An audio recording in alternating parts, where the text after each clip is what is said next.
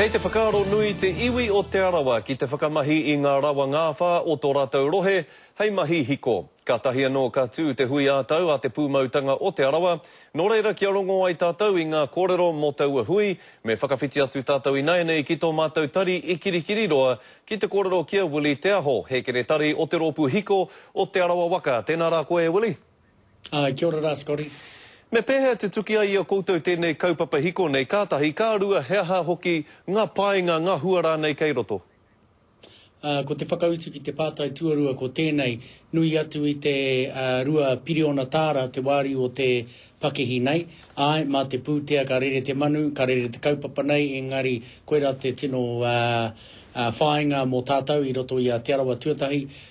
Tuarua ko te kaupapa o te hui, he rapa huarahi, mo te whakatutuki i te kaupapa nei, me te aha, me te whakautu anō hoki, ranga hautia ngā kaupapa i roto i te rua marama nei, ka hoki anō mātou a te maihe, ki te titiro, a te titiro ki ngā mahi ranga hau nei. Mahi tahi ana koutou me wai?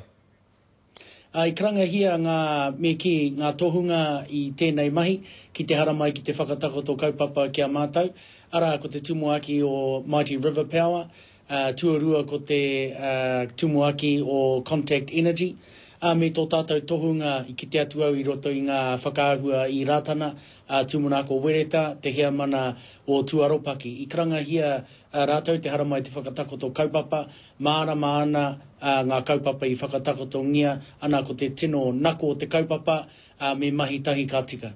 Ko hea ngā wāhi e whakaaro tia ake nei e koutou mo te mahi hiko? Tuatahi ko te meki kai te tono atu mātou ki ngā kaitiaki whenua, ana kai runga ki ngā ngāwha waiariki nei, mai te rohe o tāhike rotoiti, ara ngā tipiki au whānui, heki iho ki roto i a tahu whāua ara ki ngā waiariki ngā whā o ngā tamariki, whakawhiti atu rā ki roto mā, ki roto i a ngāti piki au anō hoki. Nā reira, koera te wāhi, kai roto i taua wāhi, ana ko tiki tere whakawhiti ki o tātou whanaunga o ngāti whakaue ki ngā puna, ana ki roto i a tūhaurangi anō hoki, me kia tuara kai horohoro. Nā reira, koera te whānuitanga o ngā kaitiaki whenua kai te huitahi i tēnei wā. Kaupapa nui e hoa, kei te tautoko te iwi o tira te kāwaratanga i tēnei kaupapa whakahirehira nei?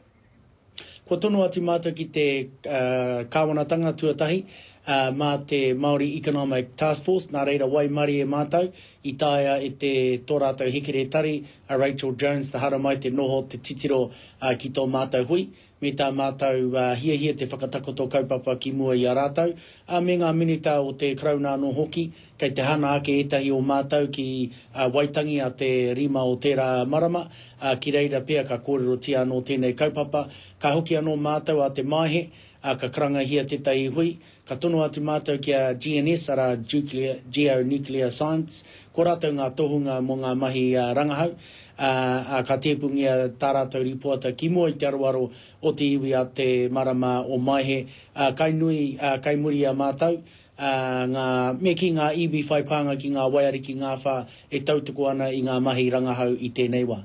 Kia ora rā koe, Willie, e mihi ana mātou ki a koe moe nā whakamārama e hoa? Kia ora rā, Scotty. Kia ora.